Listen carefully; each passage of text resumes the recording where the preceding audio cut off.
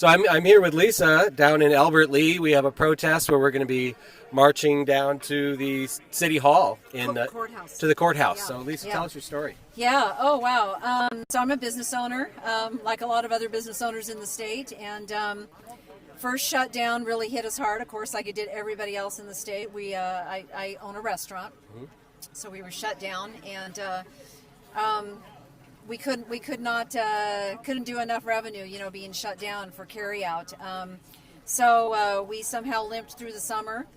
We got opened back up, as you know, with some restrictions on the inside, and then we got shut down again. And at that point, I said, "That's it. I either close permanently or I open up fully to see if we can survive this." So we opened up with Reopen Minnesota Coalition, and December 16th. We haven't looked back. We have had a lot of threats come against us from state level. Good Governor Walz and AG Ellison. So throwing a lot of threats at us, threatening to sue us and fine us $25,000 per incident, taking away our license, and we have been completely lawful and constitutional in everything that we are doing. Yeah. These edicts that the governor has taken upon himself to make these emergency powers that he continues to use, what are we going on, 10 months now? Yep. Are unlawful, and they're absolutely unconstitutional.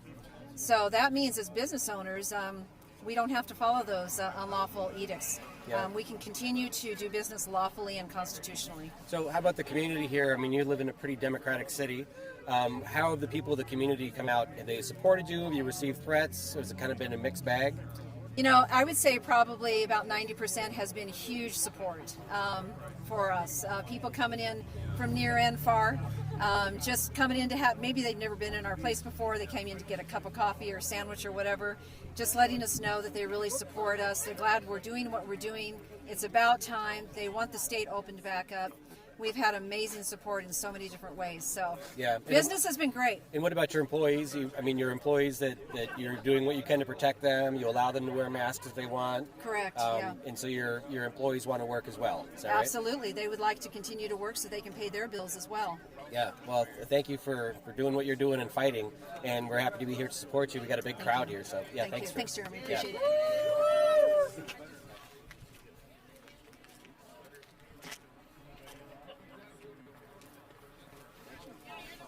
So we've got a big turnout today. We're about to kick off the march down to City Hall. Or to the Sheriff's Department. Look at this.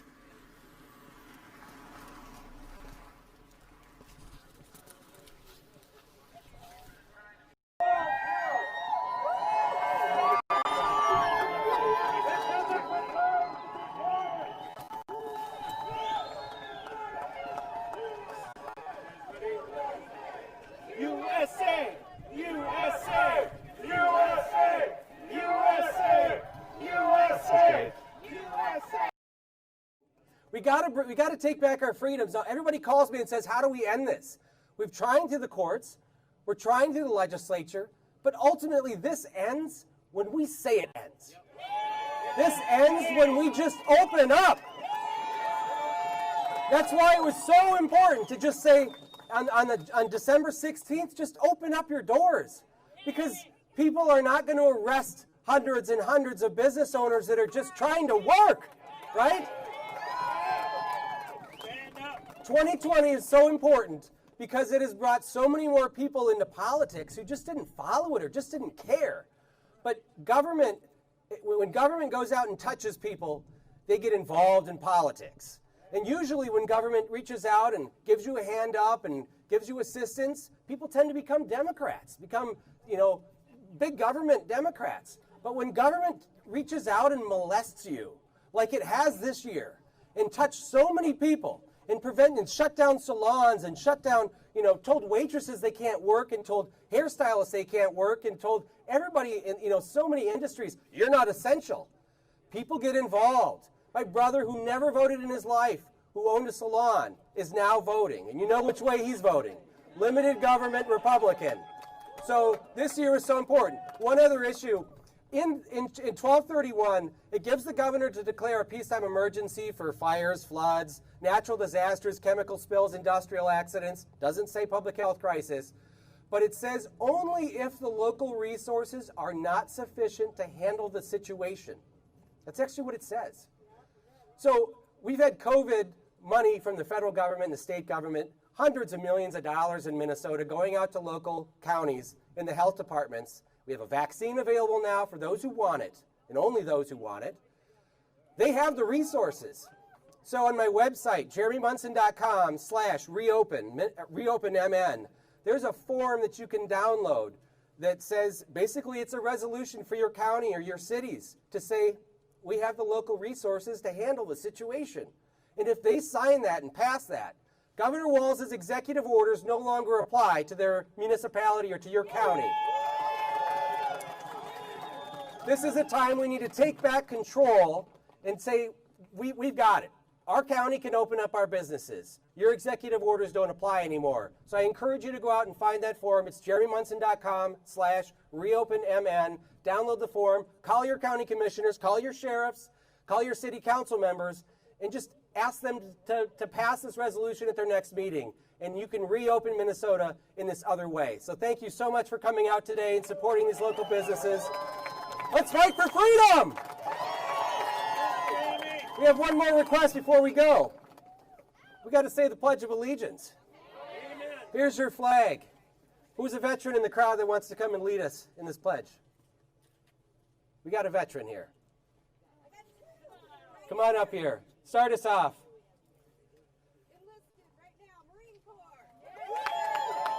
Thank you for your service. Lead us in the pledge. Thank you, sir. Thank you. I pledge allegiance To the flag of the United States of America and to the republic for which it stands, one nation, under God, indivisible, with liberty and justice for all. Thank you so much for coming out today. Well, look what you guys are doing. You came out. Give yourselves a hand.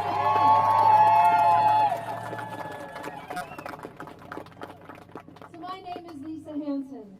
I'm the proud mama of 8 children, grandma to 9 of the most beautiful grandbabies on the face of the earth. I'm married to my high school sweetheart of 38 years, of which we just celebrated January 1st. I'm the owner of the Interchange. And I'm the one causing all the trouble down here in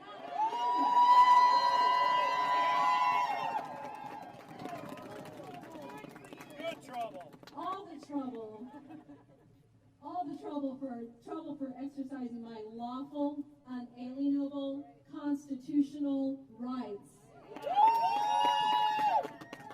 I'm a red-blooded American, and last time I checked, we are still standing on American soil. Well, I'm here with Larvita Mcfarquhar, and we're standing in front of a cafe here in Albert Lea that is open in defiance of Governor Walz's orders. Larvita has a restaurant in Lynd, right? Everybody knows you at Haven's Garden. So can you quickly tell us your story for people that haven't heard it already? Well, I have a restaurant and a gymnastics and dance studio in Lynd, Minnesota, and the governor has shut us down. And we, from the beginning, we were doing a lawsuit to sue the governor, stating that we have the right to open and that his mandates are not constitutional. They're unlawful and unethical. I add that part in there. And that in the last several weeks from now, sorry, you're going to have to redo this because that sucks. I'm so sorry. Okay, I guess you can edit that out, right? Yeah. So, in the how do I say that? A couple of weeks ago, when the governor did his last mandates to close down the restaurants, we again decided to stay open, and we're not hiding. We're not going to live as criminals. So we broadcasted it over Facebook, clearly stating that we are open and we're going to remain open. And so then they came and gave us a cease and desist order.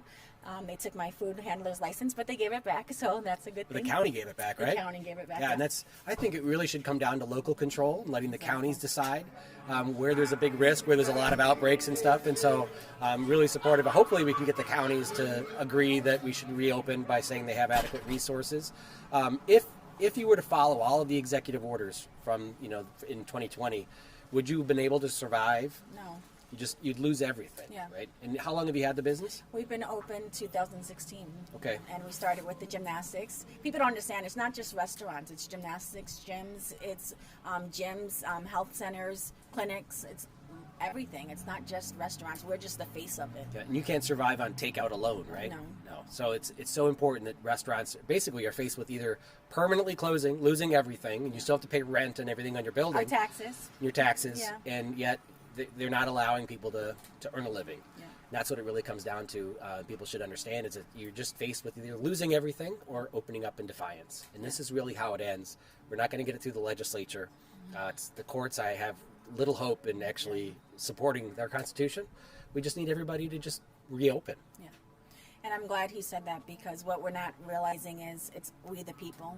We have to reopen. We have to do what we need to do. We know what's right. And what is right is to reopen America, reopen Minnesota, stand on our Constitution, stand on what we believe in and what we have fought for. And that's what we have to do. All right. Well, thanks for coming all the way down here to Alberley today. Thank you for having me. All right. So tell us who you are and where you live. All right, I'm Bonnie Kvien from up in Milaca, Minnesota. Okay. And what business do you have? We have Sparrow Coffee and Soda Shop. Okay. And so tell us your story about the shutdown and how you got through in 2020 with all the restrictions. Number one, we live in a great community. Milaca's awesome. We have awesome people coming through. When it all started happening, it was kind of crazy because each time there's a new order or a new shutdown, everyone gets scared, doesn't know what to do, doesn't know if you're open, if you're not open. So we've had a lot of the waves of business, right? I've just stayed open this whole time. I mean, we're a safe place. We have a great community. We're not doing anything wrong. I started asking questions really early, like what's really going on, and came across Constitutional Law Group and really started getting educated and learning what it was true and what wasn't true. So I just felt in my heart it was time to take a stand. And then when the Reopen Minnesota came along, I felt like I was supposed to put my name on that list, and then the trouble started. So the people in the community, they came out and they were angry at you? Or? No, our community is amazing. The support we've had is off the charts. This last couple weeks, I've met people from all over the state. I mean, the encouragement is beyond description. It's fabulous, and it's really given me the courage to say, all right, this is a fight worth fighting.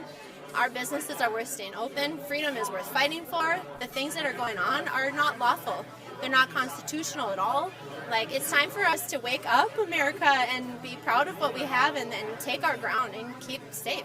It's been gifted to us. Yeah. Yeah. So if you were to follow all the executive orders, would you be able to survive? No. You'd be closed for good? Well, it wouldn't be worth staying open. Number one, for me, I'm not going to be told how to run my business. I'm not doing anything unlawful.